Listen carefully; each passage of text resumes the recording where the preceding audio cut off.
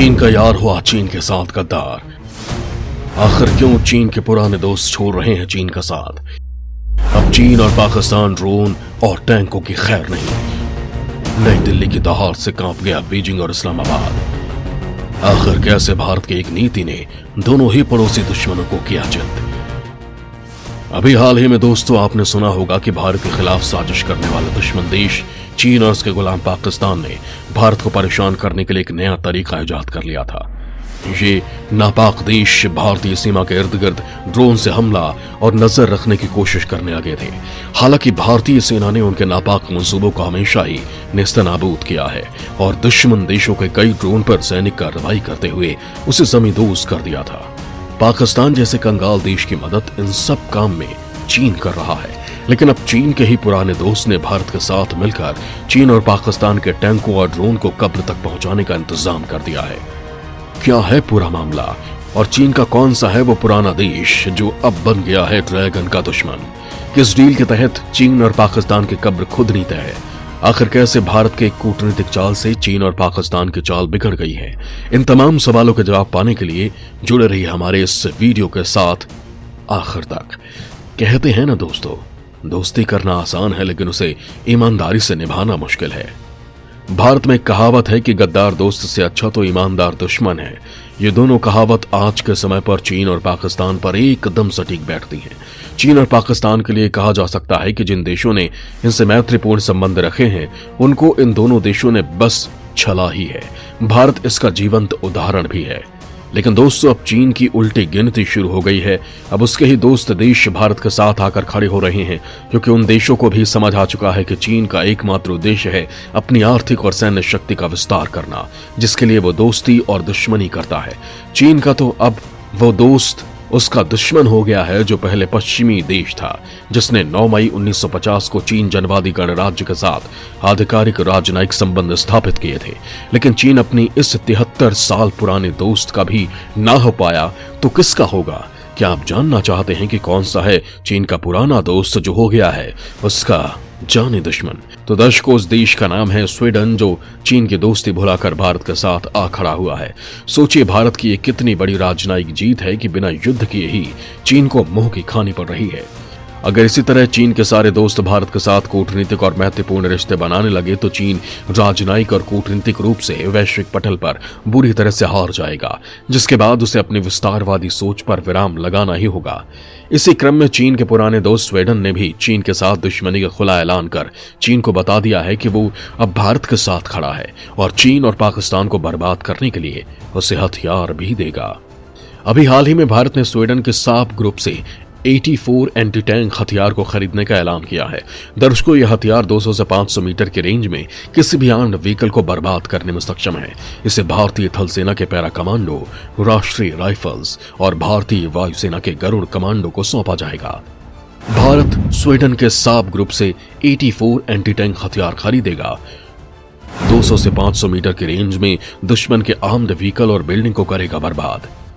Para commando, Garuda commando और राष्ट्रीय rifles का जवान करेंगे इस्तेमाल। दर्शकों, अब आप ये जान लीजिए कि आखिर भारतीय सेना को मिलने वाला नया हथियार है क्या और आखिर इससे भारतीय सेना मजबूत कैसे होगी। 84 एंटी टैंक हथियार को कोई भी सैनिक अकेले इस्तेमाल कर सकता है। साब ने दावा किया है कि उसका 84 हथियार हेलीकॉप्टर, आर्म्ड व्हीकल और दुश्मन सैनिकों के खिलाफ अपनी क्षमता को साबित कर चुका है। वर्तमान में इस हथियार के अलग अलग वेरिएंट का इस्तेमाल दुनिया के लगभग 30 से अधिक देश कर रहे हैं। दोस्तों, भारत इस 84 एंटी टैंक हथियार का वो मॉडल खरीद रहा है जो विश्व के सबसे चुनिंदा देशों के पास है और जो इस हथियार को और भी घातक बना देते हैं, क्योंकि भारत जानता है कि दुश्मन चालाक है और वो पीठ में छुरा घोंपता है। इसलिए भारत अपनी देश की सीमा सुरक्षा से कोई समझौता नहीं करना चाहता है। तो चलिए जान लेते हैं कि इस 84 एंटी टैंक हथियार के सबसे घातक मॉडल के बारे में। उसका नाम 84 CAS-AST है। इसमें 84 इस हथियार के कैलिबर को दर्शाता है। इसमें 84 mm कैलिबर के एंटी टैंक मिसाइल का इस्तेमाल किया जाता है। इसमें CS का मतलब कन्फाइंड स्पेस है। इसका हिंदी में अनुवाद सीमित जगह होता है। वहीं AST का मतलब एंटी स्ट्रक्चर टेंडम वॉरहेड है। दोस्तों, जैसा कि हमने आपको वीडियो के शुरू में ही बताया था कि भारत के खिलाफ नापाक मंसूबे रखने वाले देशों ने भारत पर हमला और निगरानी रखने के लिए ड्रोन को नए हथियार के रूप में चुना है, जिसका माकूल जवाब देने के लिए भारत ने स्वीडन के साथ ये सैन्य समझौता किया है।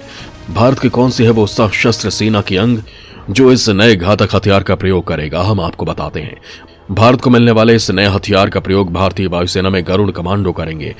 वहीं भारतीय थल सेना में इसे जम्मू और कश्मीर में आतंकरोधी ऑपरेशन में जुटी राष्ट्रीय राइफल्स और elite commando force para commando को सौंपा जाएगा। आधुनिक टैंकों में एंटी रिएक्टिव आर्मर भी लगे होते हैं जो ऐसे हथियारों को नाकाम बना सकते हैं, लेकिन 84 एंटी टैंक हथियार पर यह सब निष्क्रिय साबित होंगे। दोस्तों, यह हथियार सबसे अधिक घातक साबित होगा लाइट आर्म्ड और मीडियम आर्म्ड व्हीकल के खिलाफ। कुछ मामलों में ये नीचे उड़ान भर रहे हेलीकॉप्टर्स को भी निशाना बनाने में सक्षम है।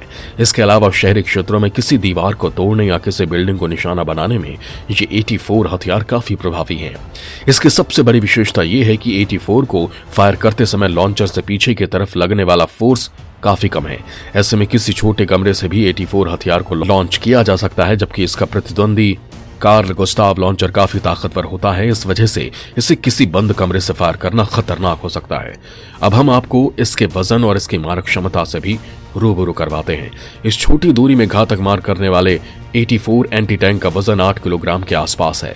इसके जरिए फायर किए गए गोले की रफ्तार 220 मीटर प्रति सेकंड की है।